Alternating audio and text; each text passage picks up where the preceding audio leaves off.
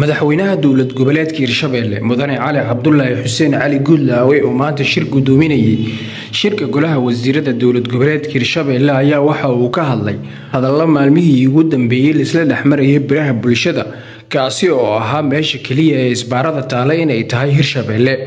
madaxweyne Cali Guudlaawe Xuseen ayaa waxa uu sheegay cidda dhigata isbaarada waxaana uu sheegay madaxweynaha in ay tahay qaar kamid ah ciidamada xoogga dalka Soomaaliya in ay dhibaateeyaan dadka ku safraya wadooyinka degmooyinka dowlad goboleedka Hirshabelle. sidaad ogtiin ba biriyahan waxa aad loo hadal hayay inay ka jiraan deegaanada dowlad goboleedka Hirshabelle isbaarooyin iyo jidgooyo umada lagu dhibayo yaa dhigtay yaa sadibka ku hayo umada safarka amba dadka ku nool dowlad goboleedka Hirshabelle in la isweydiyo wax u baahan waay. runta arintaas wax badan aan hoos uga hadalnay. waxaad ogeedeen in bayaan laga soo saaray degmada Cadale madaxweynaha dalka uu joogay duubabka dhaqanka saraakiisha ciidamada qalabka sida qaybahooda kala duwan iyo dhammaan dadka deegaanka dadka waxgaradkooda ugu muhiimsana inay joogeen. wax badan aan kala hadalnay dhibaatooyinkan ka jiro deegaanadan sida isbaarooyinkan ku soo noqday iyo dagaalada sokeeyo ka dhaco deegaanada dhammaan waa kala hadalnay umada bayaanna waa laga soo saaray.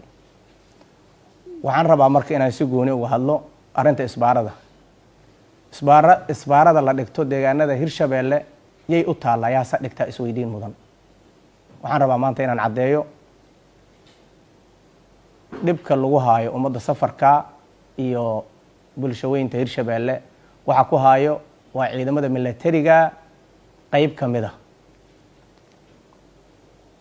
waxay wataan dareeska dawladda waxay xiran yihiin darajada dawladda siisay waxay wataan gaadiidkii dagaalka ee dawladdu ay siisay garaamay qaataan mushaaray qaataan ummadana jidka ay u taagan yihiin oo safarkay dhibayaan ciidamadii magacoodii ku dheelayaan dawladnimadii ku dheelayaan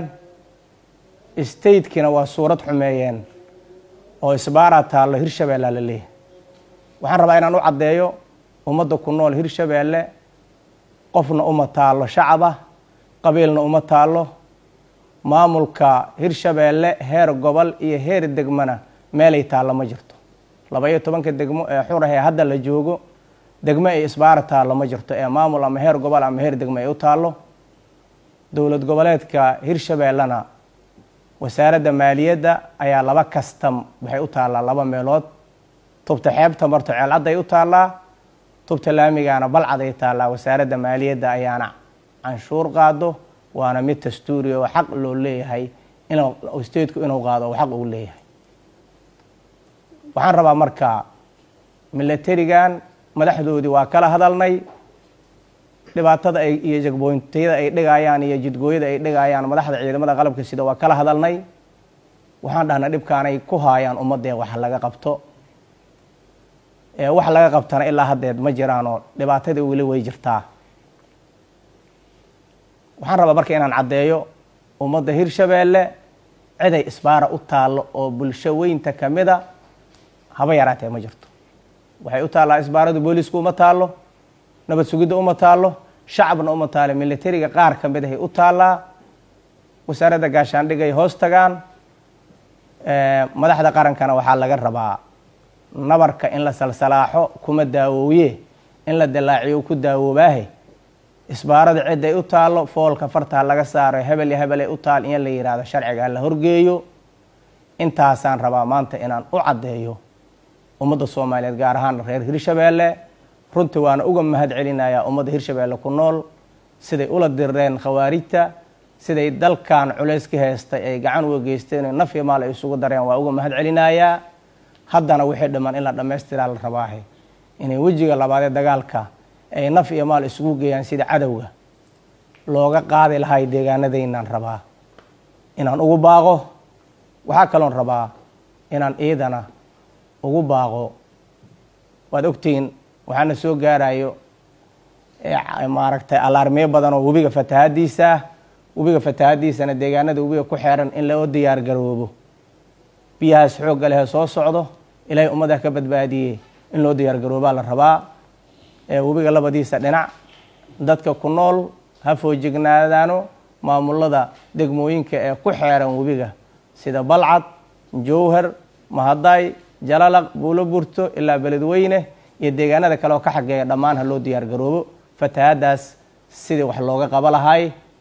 annaguna istaydahan habeen maalin waa u taagnaa doonaa insha Allah hadii la raalli ka noqdo gacanana ka geysayna wax alla waxaan awoodnaa ka geysayna insha Allah hadii la raalli ka noqdo waxaan rabaa arinta isbaarada ummadda Hirshabeelle sidii shabaabka oo kale ula dirirto